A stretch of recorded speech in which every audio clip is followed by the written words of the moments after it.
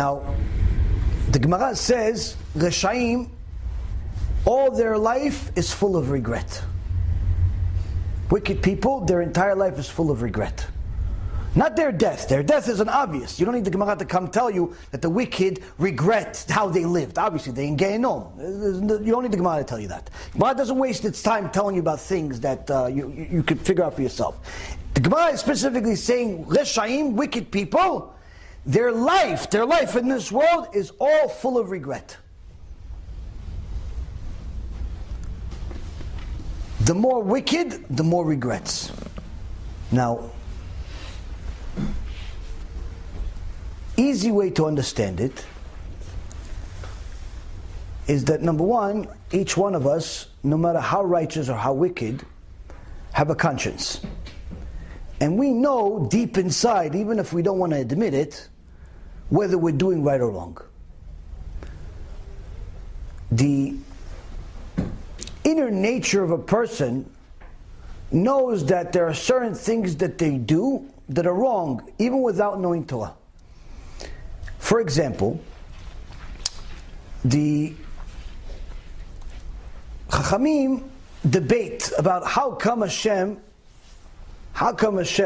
punished Er ve'Onan and the entire generation of Noach because of immorality, mainly wasting seed and homosexuality. How come we didn't have a Torah yet? We didn't have a written Torah at the time of Noach. We had an oral Torah, but we didn't have a written Torah. So there wasn't like a formal event publicizing to the world, you have to be moral people. You can't waste seed. Er ve'Onan. Your father's a king, Yehuda. Your grandfather's Godol. He's Yaakov. Great-grandfather is Yitzchak. Great-great-grandfather is Abraham. You guys are Kodesh Kodeshim. You can't waste seed. Oh, you waste it? I'm going to kill you. This doesn't make any sense. Why did he kill them? 2 kids. They're 8 years old. From there we learned that wasting seed is a sin for anybody, no matter what the age. But there is no book telling Er ve'Onan, hey, it's a sin to waste seed. Needless to say, the generation before them, several generations before, 10 generations before them, 12 actually, generation of Noach, the entire generation got destroyed for the same sin. But there's no book telling them, hey, listen, don't waste seed. Torah didn't come out yet as far as the written Torah, saying that you're outright not allowed to do it. So how come Hashem punished everybody such a severe sin of death? There's no recovery from that. For that sin. Arav Sternbach, Shichyeh, says because this is a sin that does not require the Torah to tell you that it's a sin. It's in you to know that it's wrong. And every single guy that has ever made this sin, none of you, Baruch Hashem, every single guy that ever made the sin knows the difference between being with his wife and wasting seed. The second the seed leaves their body, there's an immediate reaction that your body has, and your not just your physical body, but your mind has, that is extremely different between the two. Has nothing to do with Judaism. This is in every single human being. Now, the only way you're going to know it is if you experience both. Now, if you're not married, you've never been married, or you never had, a permissible intimacy with your wife, obviously, you're not going to know what I'm talking about. Only a person that has experienced both of them knows this for sure. Why? There is a huge difference between the two. Now, even without knowing this part, which is generally just for married men, even without knowing the good part, how the kosher intimacy is, everyone knows that the non-kosher one, everyone knows, is bad, is wrong. Everyone knows. Anytime a man wastes seed, immediately after, they feel terrible. They don't know why, but they feel like they just did something bad, like I just wasted time, I can't believe I did this again. Why does everybody want to stop if it's nothing's wrong with it, like the psychiatrists say? Why does everybody try to take all types of classes and all types of special activities to stop if it's so good for you? Because everyone knows it's bad. But inherently, you don't even need the doctors to tell you that it's bad because you feel it. Better yet, for people that are promiscuous, that are even worse than doing it by themselves, there's a major difference between a man being with his wife, being kosher and holy when she's pure, and being with some woman he met. What's the difference? The second he's with his wife, he feels good, he loves her, everything is good. They're finished, they had their fun, they had their joy. B'ezrat Hashem, maybe a kid's going to come out of it, but even if there isn't, it's still a mitzvah, because there's a mitzvah of ona'ah. Baruch Hashem. Feels good. When he's with a woman he's not allowed to be in, even if it's his own wife. But generally speaking, hopefully it's not his wife. It's before he did TeShuva. Every single time, the second he completes the act, he hates her. He doesn't want to be there. How do we know? It's in the Torah. It's in the Torah. Now, no guy's going to admit this unless he's a very chauvinistic, horrific type of person. But generally, every guy feels it. The second he completes the act, he wants to leave. He doesn't want to be next to this person anymore. Yeah, but you were just together. You said you love you. Yeah, that was before. Right now, I want to get out of here. Every single guy. Why? It's in you. Your neshama is telling you, you just did something wrong. And you hate her for it. How do we know it's in the Torah? Where's it in the Torah? Book of Samuel 2 says, chapter 13, verse 15. וישנא אמנון שנאה גדולה מאוד, כי גדולה השנאה אשר שנאה מאהבה, אשר אהבה ויאמר לה אמנון קומי, לכי. ותאמר לו, על אודות הרעה הגדולה הזאת, מאחרת אשר עשית עמי, לשלחני ולא אהבה לשמוע לה? David HaMelech's son raped his daughter because he was infatuated with her. His name was Amnon. He was infatuated with her, obsessed with her. And eventually one day, he fooled her into thinking that he's sick, and he ended up raping her. That's how much of a sick person he was. Now after he raped her, this is what happens. Afterwards, Amnon despised her, right after the act. Amnon despised her with great hatred.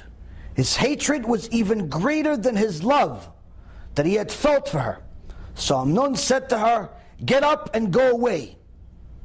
But she said to him, do not do this greater evil, that which you have already done to me. He says, you already did something bad to me, now you're embarrassing me on top of it? You're kicking me out? Why is this? Because, Rabotai Yekarim, this too, like everything else in the world, is in the Torah. When a person does something immoral, inherently they feel bad about it. They just don't know how to rectify those feelings. Same thing with homosexuals. Same thing with anything. You know it's wrong, and therefore you don't feel as good about it as you did before the act. Why? Because the act, the second before the act, all you were thinking is imagination. Oh, yes, once we're together and we're going to love and this and that and all this junk that's filth in your mind. And you only think about the good and this and the pleasure and that. Nothing real. All fake, imaginary. Yeah, I'm going to look at this, and I'm going to think at this, and we're going to go here, and we're going to go there. Now, after that desire is relieved, what happens? Sechel comes back. Your mind, your intellect comes back. Now you have time to think. And immediately, the moment your mind is free to think, it realizes what an idiot you were. It realized what wrong you did. It realized what did I just do? But you don't know, how could this be? 5 minutes ago, 10 minutes ago, an hour ago, I was all about this. I was dreaming about this for 3 years to finally get to today. How come I feel like this? Like all my hopes and dreams were to get to this, and now it's like, pfft, so what? What a dream, what a killer this is. Some people get depressed over it. You know how many stories like this I have to deal with? Poor young girls get taken advantage of by these filthy men who pretend to be religious. The second they allow them, I don't want to be with you anymore. What do you mean you don't be with me? He said, you love me. Yeah, no, I really don't love you.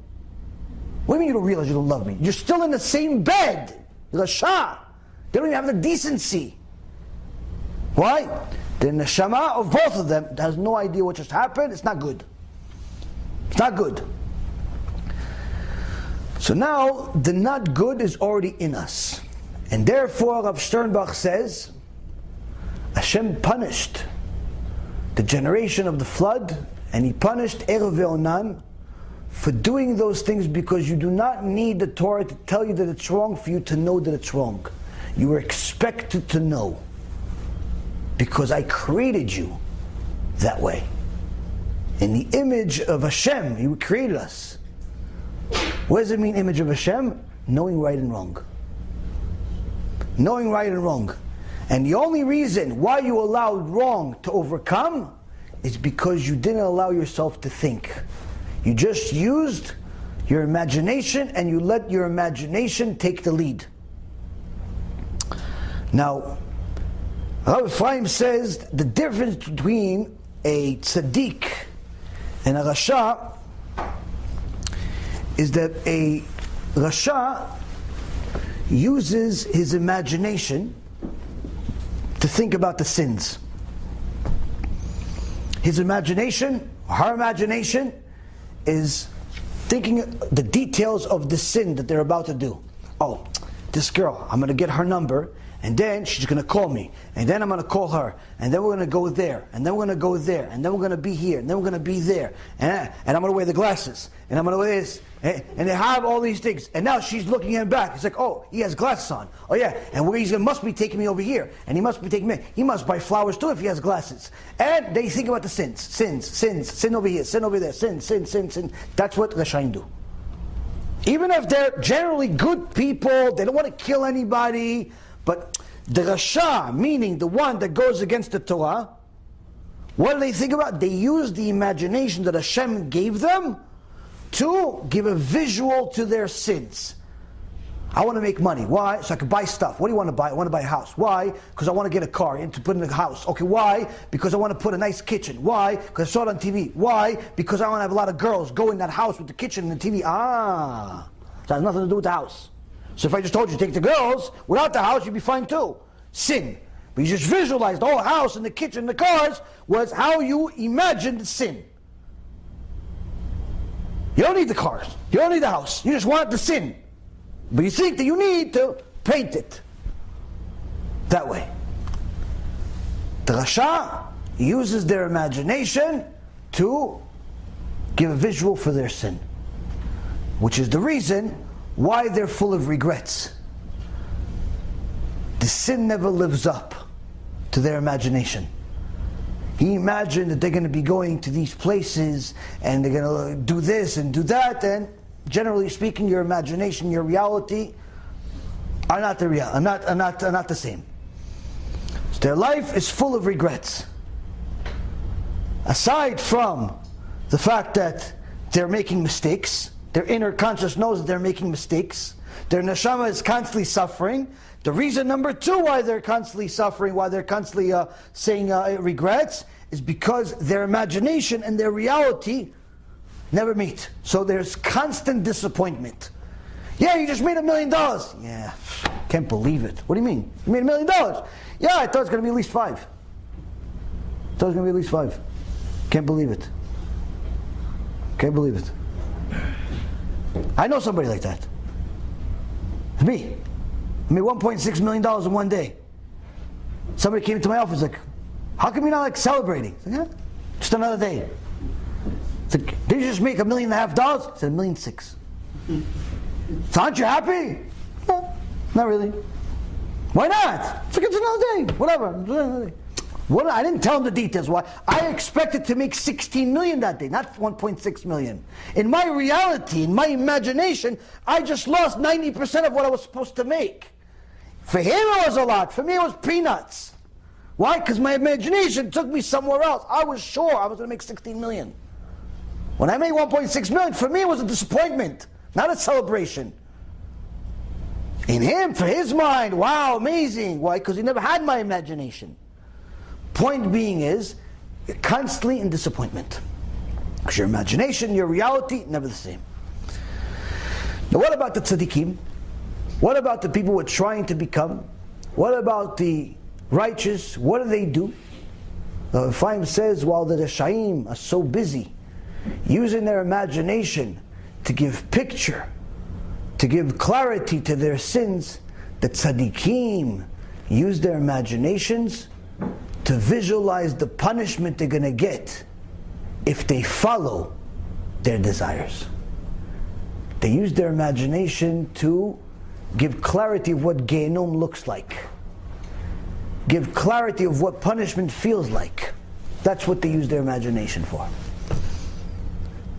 Why? Because I know that this desire feels good at first. No denying that. Gemara Masechet Menachot, Rabban Gamliel says, don't ever say that pig is disgusting to eat, or that shatnez is not fun to wear. It's not true. Pig may be delicious, and shatnez may look good. Say I'm not eating pig, and I'm not wearing shatnez, not because it's not good, but because my Father in heaven said no. So I need to know that yes, I'm a realistic person. I know that the sin tastes good. I know that the sin feels good. But I also know that the punishment for that sin feels much worse than this feels good. How do I know? I visualize. What's the difference between the first chamber and the second chamber? What's the difference between the green fire and the other fire, the red fire? What's the difference between that chamber that we're not even sure if anyone comes out of and versus the chamber that for sure no one comes out of? What's the difference between this punishment and that punishment? What's the difference between this knife and that knife? What's the difference if they feed you the sand or they feed you the glass ready? What's the difference between the snow Gehinnom and the fire Gehinnom? When a person starts visualizing all of these fun places, guess what? The taste of pleasure that he had when he wanted to sin suddenly dissipates. All of a sudden he doesn't want to go there anymore. All of a sudden he's going to just take the number and just throw it in the garbage. Not in service. Disconnect. Not interested. I'm married. What do you mean? You're single? Yeah, no, I got married to Hashem. Shtabach Shemo. Married. Dateless. Nothing. Why? The second I imagined the pain and agony that this pleasure will get, suddenly it's not worth it. That's the difference between tzaddik and rasha. They both have an imagination. They both have an imagination, and they both know that the sin does taste good. Can't deny that. You're not living in La La Land. But the difference is, while the tzaddik imagines the punishment that's going to happen as a result of that little bit of good taste, the rasha stays with the imagination, the superficial thought that just thinks about good all the time. Everything is great all the time. Everything is La La Land, even though reality isn't. No one wants to talk about addiction. Yeah, but everybody has somebody they know is an addict. No one wants to talk about secularism, but everybody knows somebody or somebody's that is addicted to that. No one wants to talk about intermarriage, but everybody knows somebody or somebody's that it's intermarried. No one wants to talk about, immorality. No one wants to talk about stealing. No one wants to talk about all the negative things, but in reality, we're all suffering from it. We're all suffering from it one way or the other. Someone stole from us, or we stole from somebody. Someone beat us, or we're beating them. Someone hurt us, and we're hurting them. This, that, constantly. But no one wants to talk about it. Why? Everybody wants to live in the imagination land, where nothing bad can happen. And that's the difference between Rasha and Tzaddik. If we stay in an imagination land, doomed to be Rashaim.